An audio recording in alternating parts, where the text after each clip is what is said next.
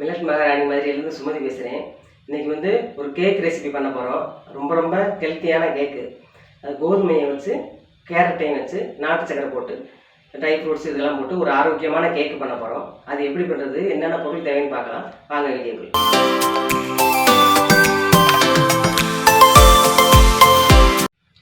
வீட் and carrot nuts cake பண்ணுறதுக்கு நான் இந்த கப்பில் வந்து 1 கப் கோதுமை மாவு எடுத்திருக்கேன்.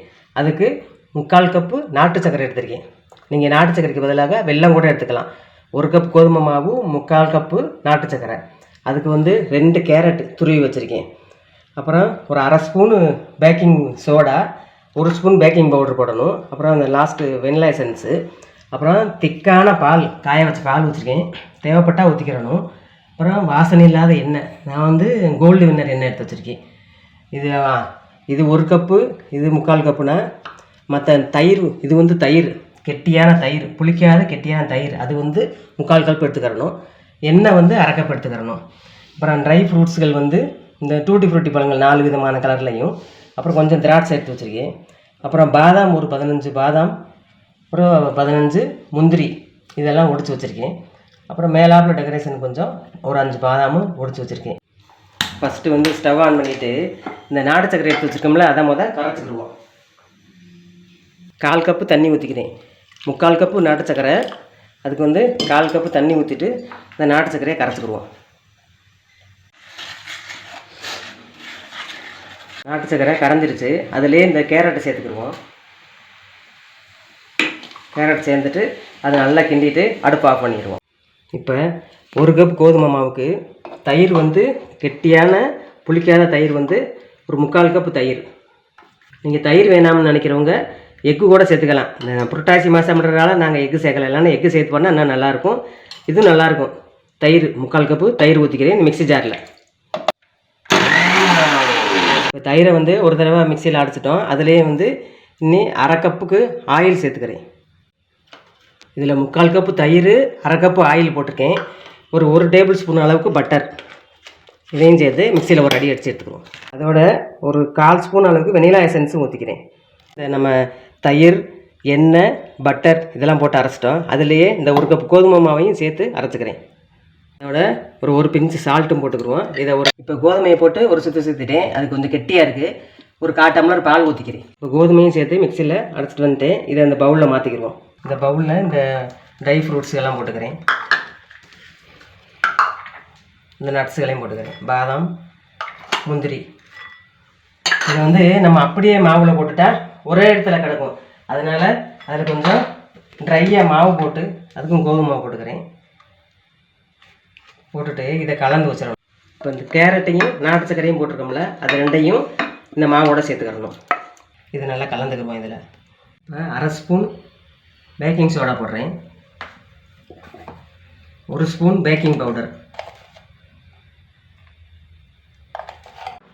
இப்போ பேக்கிங் சோடாவும் போட்டு நல்லா கலந்துட்டோம்.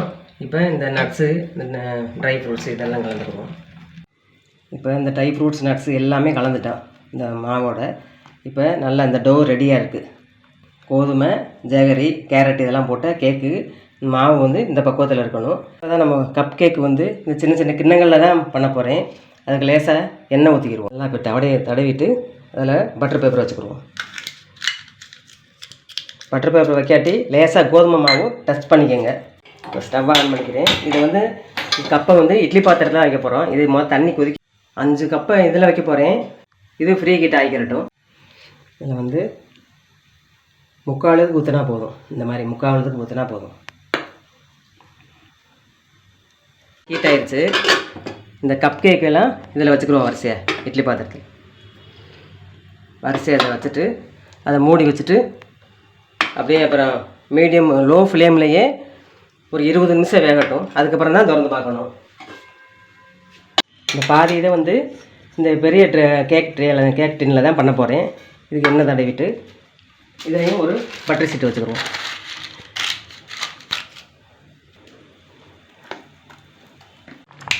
கொஞ்சம் அழகுக்காக மேலாப்பில் கொஞ்சம் இந்த ட்ரை ஃப்ரூட்ஸ் போட்டுக்கிறேன்.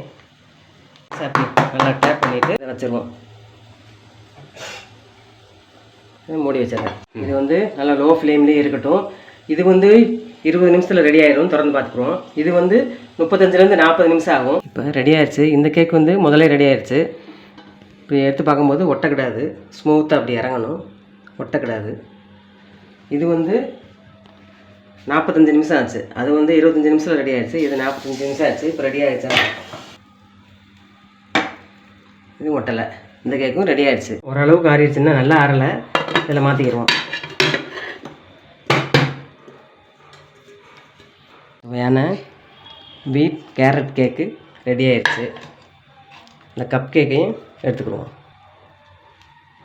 எவ்வளோ சாஃப்டாக இருக்குன்னு பாருங்கள். கேக்கு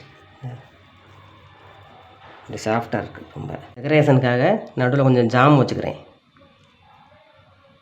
குழந்தைங்கள இந்த கேக்கோட கொஞ்சம் ஜாமும் சேர்த்து கொடுத்தா விரும்பி சாப்பிடுவாங்க.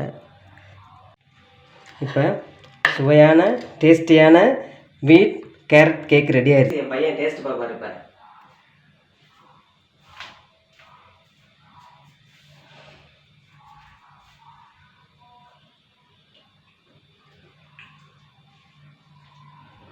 ரொம்ப நல்லா இருக்குங்க.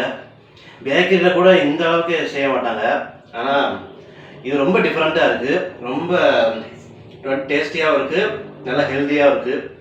இது உங்களுக்கு பிடிச்சிருந்ததுன்னா நீங்களும் இதே மாதிரி செஞ்சு பார்த்துட்டு எங்கள் சேனலுக்கு சப்ஸ்கிரைப் பண்ணுங்கள். இந்த வீடியோ உங்களுக்கு பிடிச்சிருந்துச்சுன்னா லைக் பண்ணுங்கள், ஷேர் பண்ணுங்கள், சப்ஸ்கிரைப் பண்ணிக்கோங்க. அடுத்து இன்னொரு ரெசிபியோட